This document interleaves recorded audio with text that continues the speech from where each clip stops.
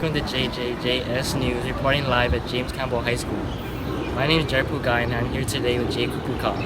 Hawaii is in the middle of an invasive species crisis affecting native plants and animals and our economy and agriculture.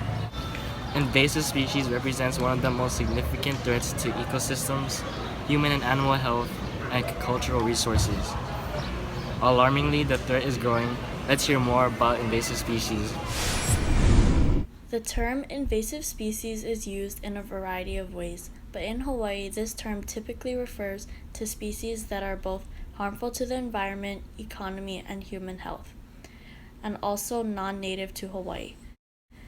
It is important to note that all non-native species are considered invasive, only those who cause environmental or economic harm or harm to human health. Some of the causes of invasive species is that it's introduced by human assistance and globalization by trade, transportation, and terrorism. Some effects of invasive species is that it causes environmental change, island species are unable to defend themselves, and they impose enormous costs on agriculture. Today we got the opportunity to interview Mr. Chow, and he prefers not to be taped.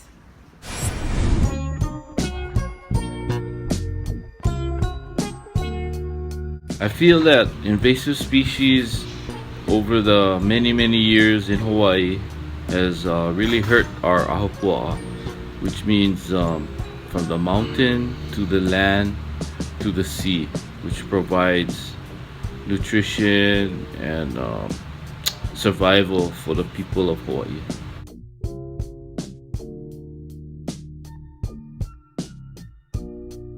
I believe that researchers at the university have to have deep knowledge on various types of invasive species that could destroy our environment and our food supply. The state needs to put emphasis on plant quarantine and animal quarantine inspectors so that they can do their jobs and prevent many of these invasive species from coming in.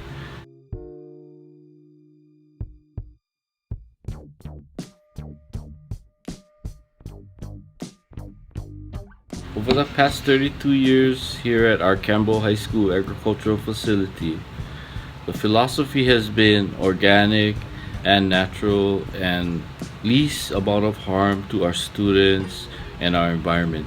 So we've taken measures to use biological controls such as ladybugs, wasps, as examples of natural invasive species control.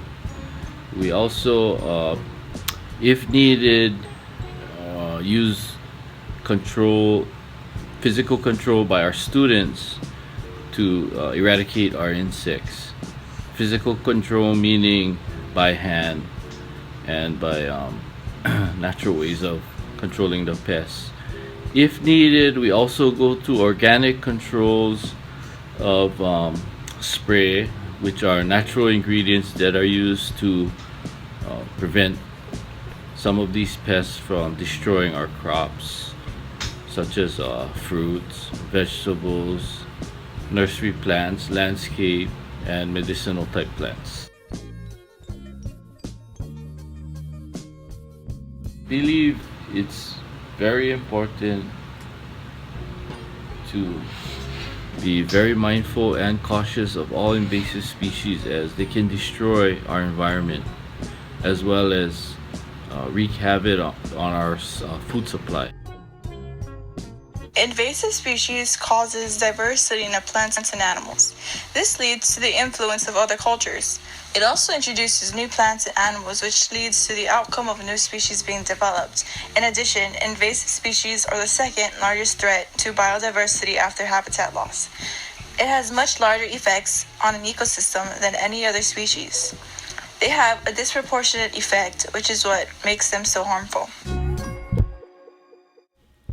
The National Invasive Species Council, also known as NISC, is a council of the federal departments and agencies tasked to provide national leaderships regarding invasive species.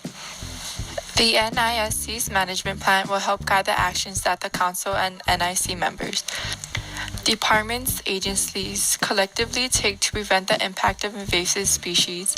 They provide federal leadership on invasive species issues by establishing the structures, policies, and planning priorities necessary. They also limit the spread and impact of invasive species through high-level policy and planning by strengthening coordination between the U.S. and other governments.